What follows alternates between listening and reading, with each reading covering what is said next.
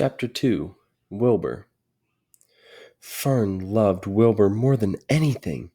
She loved to stroke him, to feed him, to put him to bed. Every morning, as soon as she got up, she warmed his milk, tied his bib on, and held the bottle for him. Every afternoon, when the school bus stopped in front of her house, she jumped out and ran to the kitchen to fix another bottle for him. She fed him again at supper time and again just before going to bed. Mrs. Ariebel gave him a feeding around noontime each day when Fern was away in school. Wilbur loved his milk, and he was never happier than when Fern was warming up a bottle for him. He would stand and gaze up at her with adoring eyes. For the first few days of his life, Wilbur was allowed to live in a box near the stove in the kitchen. Then, when Mrs. Arable complained, he was moved to a bigger box in the woodshed. At 2 weeks of age, he was moved outdoors. It was apple blossom time, and the days were getting warmer. Mr. Arable fixed a small yard specially for Wilbur under an apple tree, and gave him a large wooden box full of straw with a doorway cut in so he could walk in and out as he pleased. "Won't he be cold at night?" asked Fern. "No," said her father. "You watch and see what he does." Carrying a bottle of milk, Fern sat down under the apple tree inside the yard. Wilbur ran to her, and she held the bottle for him while he sucked. When he had finished the last drop, he grunted and walked sleepily into the box. Fern peered through the door. Wilbur was poking the straw with his snout. In a short time, he had dug a tunnel in the straw. He crawled into the tunnel and disappeared from sight, completely covered with straw.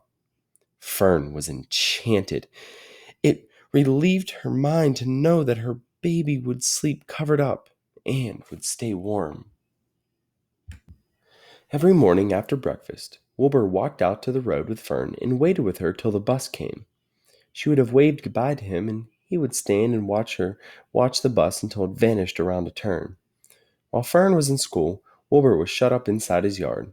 But as soon as she got home in the afternoon, she would take him out, and he would follow her around the place.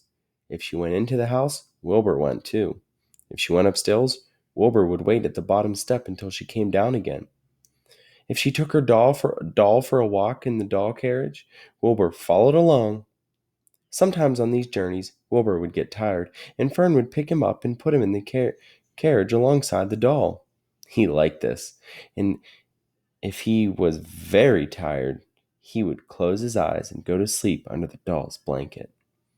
He looked cute when his eyes were closed because his lashes were so long.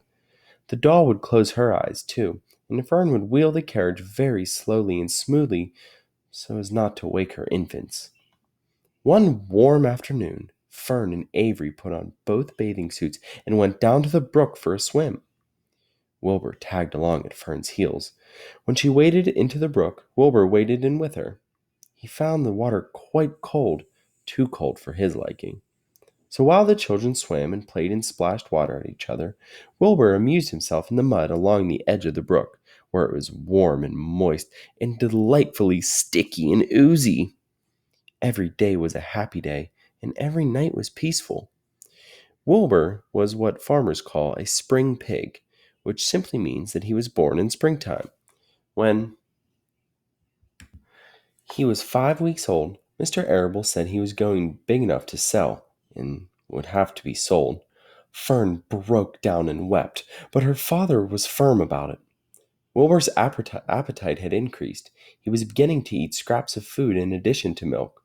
Mr. Arable was not willing to provide it for him any longer. He had already sold Wilbur's 10 brothers and sisters. "He's got to go, Fern," he said. "You've had your fun raising a baby pig, but Wilbur's not a baby any longer, and he has to be sold." "Call up the Zuckermans," suggested Mrs. Arable to Fern. "Your Uncle Homer sometimes raises a pig, and if Wilbur goes there to live, you can walk down the road and visit him as often as you like." "How much money should I ask for him?" Fern wanted to know. "Well," said her father, "he's a runt. Tell your Uncle Homer you've got a pig you'll sell him for $6, and see what he says." It was soon arranged. Fern phoned and got her Aunt Edith, and her Aunt Edith hollered for Uncle Homer, and Uncle Homer came in from the barn and talked to Fern. When he heard that the price was only $6, he said he would buy the pig. Next day, Wilbur was taken from his home under the apple tree and went to live in a manure pile in the cellar of Zuckerman's barn.